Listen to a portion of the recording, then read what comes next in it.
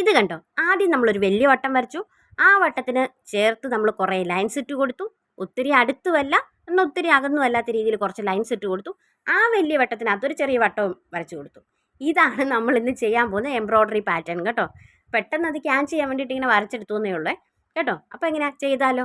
ഇത് കണ്ടോ, ഈ സ്ട്രെയിറ്റ് ആയിട്ട് നമ്മൾ ഇട്ടിരിക്കുന്ന ലൈൻസ് നമ്മൾ അതിനകത്ത് സ്ട്രെയിറ്റ് സ്റ്റിച്ച് ചെയ്തെടുക്കാൻ പോവാം കേട്ടോ. ഇതുപോലെ ഇങ്ങനെ എല്ലാ ലൈൻസും ഈ സ്ട്രെയിറ്റ് ആയിട്ട് സ്റ്റിച്ച് ചെയ്യണം. ജസ്റ്റ് നമ്മുടെ നീഡിലൊന്ന് പാസ് ചെയ്ത് പോകാൻ വേണ്ടിയിട്ടുള്ള ഗ്യാപ്പ് മാത്രം മതി കേട്ടോ. നമ്മുടെ സ്ട്രെയിറ്റ് സ്റ്റിച്ചിന് ഇപ്പോൾ സംഭവം പിടികിട്ടിയല്ലേ ഏത് സ്റ്റിച്ചാന്നുള്ളത്? അതെ, നമ്മുടെ ലേസി ഡേസി എന്ന് പറഞ്ഞ സ്റ്റിച്ചാട്ടോ.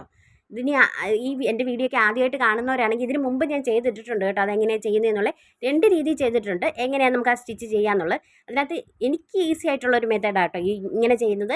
അത് തന്നെയാട്ടോ ഞാൻ ഇപ്പോൾ ചെയ്ത് കാണിക്കുന്നതും. ഇത് കണ്ടോ, എന്നിട്ട് ഇതിനകത്ത് ഫുള്ള് നമ്മൾ ആ സ്റ്റിച്ച് ചെയ്തെടുക്കുക ചെയ്യുന്നത്. അതായത് ഈ ലൈൻസിനകത്തൂടെ ഇത് കണ്ടോ, ഇതുപോലെ ഇങ്ങനെ ചെയ്തെടുക്കുക. ഇപ്പം കുറച്ച് പേർക്കെങ്കിലും ഏകദേശം ഒരു ഐഡിയ കിട്ടിക്കാണും കവി എന്താ ഉദ്ദേശിക്കുന്നത് എന്നുള്ളതല്ലേ. അതെ, നമ്മളിന്ന് നല്ലൊരു അടിപൊളി സൺഫ്ലവർ ചെയ്തെടുക്കാൻ പോകട്ടോ. ഇനിയിപ്പോൾ ഓണമൊക്കെ അല്ലേ വരാൻ പോകുന്നത്. അതിന് വേണ്ടിയിട്ടുള്ള ഒരു മുന്നൊരുക്കത്തിനുള്ള ഒരു ചെറിയ കുട്ടി എംബ്രോയ്ഡറീസ് ആട്ടോ അത്.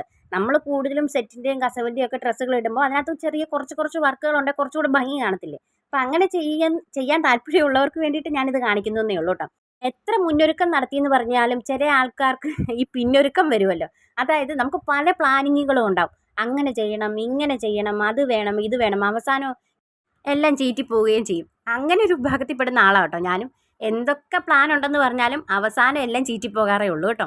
ഇതിപ്പോൾ നമ്മൾ കംപ്ലീറ്റ് ചെയ്ത് കഴിഞ്ഞു. ഇനി ഈ ചെറിയ വട്ടത്തിനകത്ത് നമ്മൾ ഫ്രഞ്ച് നോട്ട് ചെയ്തെടുക്കും കേട്ടോ. Complete French not. ഞാൻ ഈ ഫ്രഞ്ച് നോട്ട് ചെയ്ത് കഴിഞ്ഞപ്പോഴേ കുറച്ചുകൂടെ ചെറിയ നോട്ടായിരുന്നു കുറച്ചുകൂടെ ഭംഗി ഈ ഫ്ലവറിന് കിട്ടിയേനേന്ന് എനിക്ക് തോന്നി കേട്ടോ. ചെയ്ത് കഴിഞ്ഞപ്പം ഞാനിത് 3 ചുറ്റിയാണ് എടുത്തത്. ഒറ്റ ചുറ്റ് മതിയായിരുന്നു എന്ന് എനിക്ക് ചെയ്ത് കഴിഞ്ഞപ്പോൾ തോന്നി. ഇനി നിങ്ങളൊന്ന് കണ്ടു നോക്കിയിട്ട് എങ്ങനെ ഉണ്ടെന്നുള്ളത് അഭിപ്രായം പറയണം കേട്ടോ. എല്ലാവരും ഒന്ന് ട്രൈ ചെയ്ത് നോക്ക് കേട്ടോ. ഇതാണ് കേട്ടോ നമ്മുടെ ഫൈനൽ ഔട്ട്പുട്ട്. അത്ര മോശമൊന്നും അല്ലല്ലേ.